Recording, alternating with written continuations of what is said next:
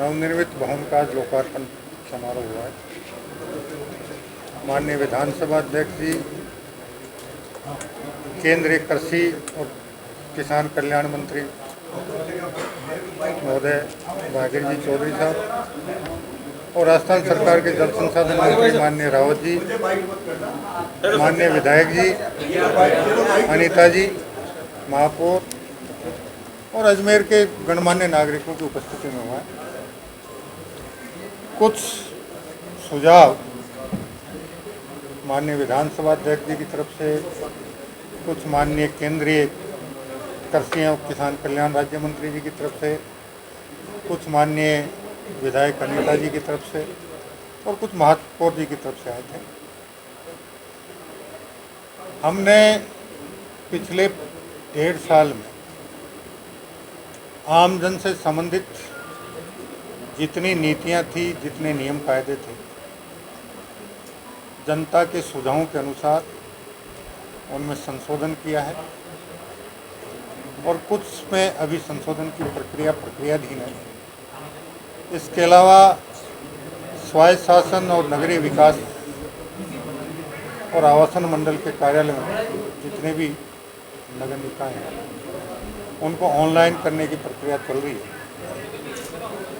और माननीय मुख्यमंत्री जी का और मंत्रिमंडल के हमारे सभी साथियों का, सभी पार्टी के विधायकों का, पार्टी के पदाधिकारियों का ये मत है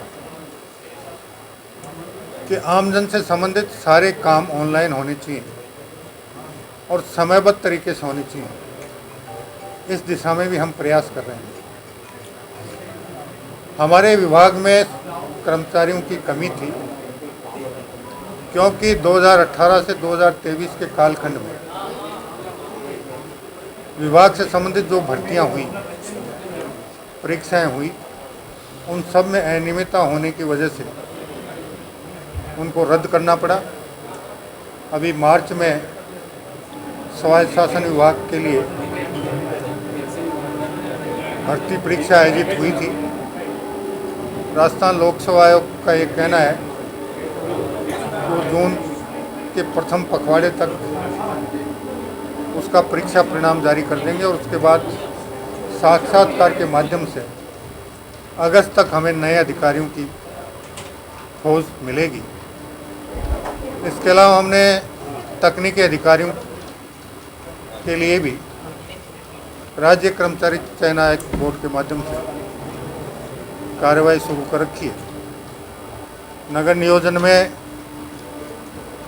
सहायक नगर नियोजन की भर्ती हमने अभी पिछले दिनों की है। नया भवन जिसकी वर्षों से हम लोग ज़रूरत अनुभव कर रहे थे, वह आज 27 करोड़ की लागत से यह तैयार हुआ है, जिसका लोकार्पण आज हम सब ने मिलकर के स्वायत्त शासन मंत्री, जल संसाधन मंत्री, यहाँ के विधायक, यहाँ के मेयर सब ने मिलकर के किया है। मैं समझता हूँ कि ऐतिहासिक क्षण है जिसका अजमेर की जनता को लाभ मिलेगा, क्यों ऐसा कोई जन नहीं होता जिसका नगर निगम में कोई काम नहीं पड़ेगा। उस कामों का जल्दी निराकरण हो, उसके लिए अधिकारियों की ज़रूरत होती है, स्पेस की भी ज़रूरत होती है और छोटे मोटे जो काम हैं प्रारंभ में वह इसके पुराने भवन में ही चलती रहेगी ताकि लोगों को दिक्कत नहीं आए। धीरे धीरे हम सारा काम यहाँ पे शिफ्ट करेंगे और मैं समझता हूँ यह एक बहुत बड़ी उपलब्धि होगी। तो हम सब मिल कर के इस अजमेर को श्रेष्ठ अजमेर बनाएं, स्वच्छ अजमेर बनाएं और सुंदर अजमेर बनाएं, जो कि माननीय देश के प्रधानमंत्री जी की भी अपेक्षा है, माननीय मुख्यमंत्री जी की भी अपेक्षा है। हम सब लोग उस अपेक्षाओं पे खरे उतरें और छोटी छोटी बातों में ना उलझते हुए विकास के काम में हम कंधे से कंधे मिला करके आगे बढ़ें, ये मेरी शुभकामनाएँ। आज अवसर पर मैं मेयर, डिप्टी मेयर, सभी पार्षदों को अपनी ओर से बहुत बहुत शुभकामनाएं देता हूँ, बधाई देता हूँ। जी सर। नगर निगम अजमेर के नवनिर्मित भवन का आज लोकार्पण समारोह हुआ है। माननीय विधानसभा अध्यक्ष जी, केंद्रीय कृषि और किसान कल्याण मंत्री महोदय भागीर जी चौधरी साहब और राजस्थान सरकार के जल संसाधन मंत्री माननीय रावत जी, माननीय विधायक जी, अनीता जी, महापौर और अजमेर के गणमान्य नागरिकों की उपस्थिति में हुआ है। कुछ सुझाव माननीय विधानसभा अध्यक्ष जी की तरफ से, कुछ माननीय केंद्रीय कृषि एवं किसान कल्याण राज्य मंत्री जी की तरफ से, कुछ माननीय विधायक अनीता जी की तरफ से और कुछ महापौर जी की तरफ से आए थे। हमने पिछले 1.5 साल में आमजन से संबंधित जितनी नीतियां थी, जितने नियम कायदे थे, जनता के सुझावों के अनुसार उनमें संशोधन किया है और कुछ में अभी संशोधन की प्रक्रियाधीन है। इसके अलावा स्वायत्त शासन और नगरीय विकास और आवासन मंडल के कार्यालय में जितने भी नगर निकाय हैं उनको ऑनलाइन करने की प्रक्रिया चल रही है और माननीय मुख्यमंत्री जी का और मंत्रिमंडल के हमारे सभी साथियों का, सभी पार्टी के विधायकों का, पार्टी के पदाधिकारियों का ये मत है कि आमजन से संबंधित सारे काम ऑनलाइन होने चाहिए और समयबद्ध तरीके से होने चाहिए। इस दिशा में भी हम प्रयास कर रहे हैं। हमारे विभाग में कर्मचारियों की कमी थी क्योंकि 2018 से 2023 के कालखंड में विभाग से संबंधित जो भर्तियां हुई, परीक्षाएं हुई, उन सब में अनियमितता होने की वजह से उनको रद्द करना पड़ा। अभी मार्च में स्वायत्त शासन विभाग के लिए भर्ती परीक्षा आयोजित हुई थी।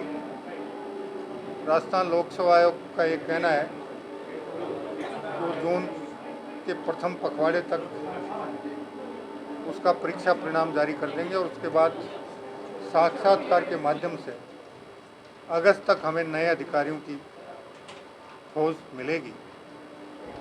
इसके अलावा हमने तकनीकी अधिकारियों के लिए भी राज्य कर्मचारी चयन आयोग बोर्ड के माध्यम से कार्रवाई शुरू कर रखी है। नगर नियोजन में सहायक नगर नियोजन की भर्ती हमने अभी पिछले दिनों की है।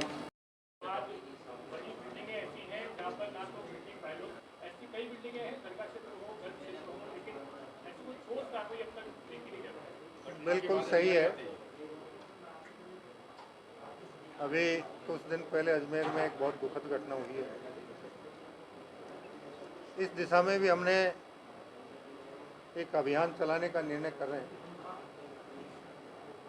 कि इस प्रकार के जितने भी होटल, रेस्टोरेंट या प्रतिष्ठान चल रहे हैं,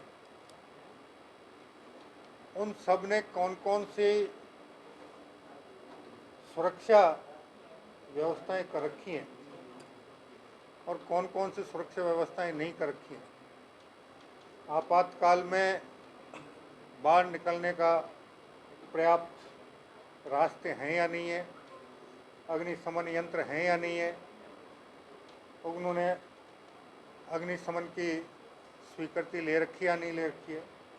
इसके लिए एक अभियान चलाकर पूरे प्रदेश में इस दिशा में जो भी कमी खामी है उसको दुरुस्त करेंगे और जिन जिन के यहाँ कमी खामी मिलेगी उनके खिलाफ आवश्यक कार्रवाई।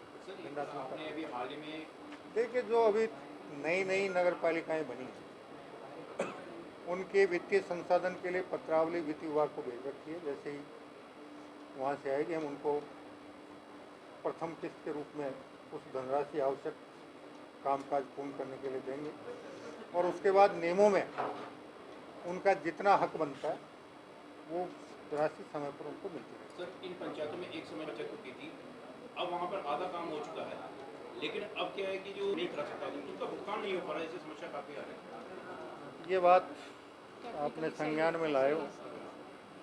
वैसे तो मैं एक निवेदन कर दूं कि विधायक कोष और सांसद कोष दोनों का पैसा उनके संपूर्ण निर्वाचन क्षेत्र के विकास के लिए, ये एक नई तकनीकी जो वादा आई है, अभी जयपुर जाने के बाद दोनों विभागों के अधिकारियों के साथ वार्ता करके इस समस्या का भी हम अतिशीघ्र समाधान कर देंगे।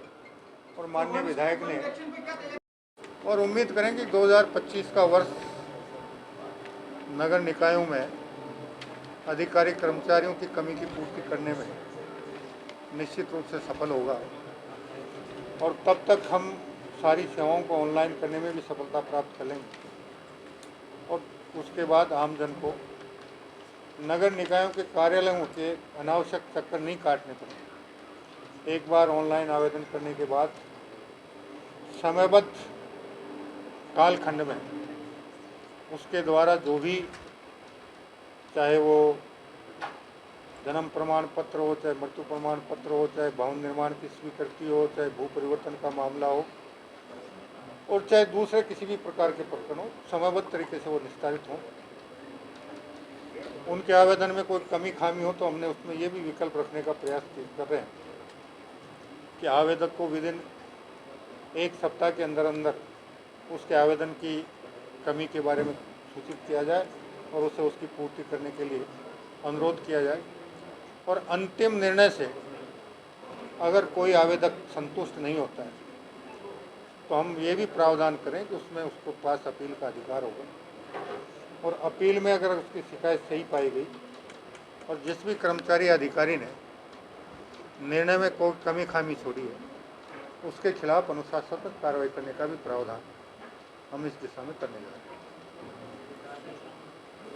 Composite one nation one election के तहत राजस्थान में भी हमने एक राज्य एक चुनाव का जो घोषणा की थी, अभी नगर निकायों के वार्डों के परिसीमन का काम अंतिम चरण में है। शायद हम जून महीने में उसको पूरा कर देंगे। उसके बाद मतदाता सूची बनने का काम शुरू होगा और उम्मीद ये करते हैं कि अक्टूबर अंत तक मतदाता सूची बनाने का काम पूरा हो जाएगा। इस मध्य हम राज्य निर्वाचन आयोग से अनुरोध करेंगे कि वो नगर निकायों के चुनाव 15 नवंबर से 15 दिसंबर के बीच में किसी भी चाहे तो एक तिथि को करवा दे और यह मानव संसाधन के आधार पर 2 चरण वो करना चाहिए तो उस हिसाब से, क्योंकि राज्य निर्वाचन आयोग का काम है, फिर हमारा काम नहीं रहेगा। निर्वाचन का काम राज्य निर्वाचन आयोग करेगा, वो 1 चरण में करवाए या 2 चरण में करवाए, लेकिन चुनाव 15 दिन 20 दिन के अंदर अंदर पूरे राजस्थान में एक साथ हो जाए, इस दिशा में राज्य सरकार तेजी से आगे। बहुत बहुत धन्यवाद। नगर निगम का भी हम क्षेत्राधिकार बढ़ाने का काम कर देंगे और ये भवन भी नगर निगम के क्षेत्राधिकार में आ जाएगा। धन्यवाद।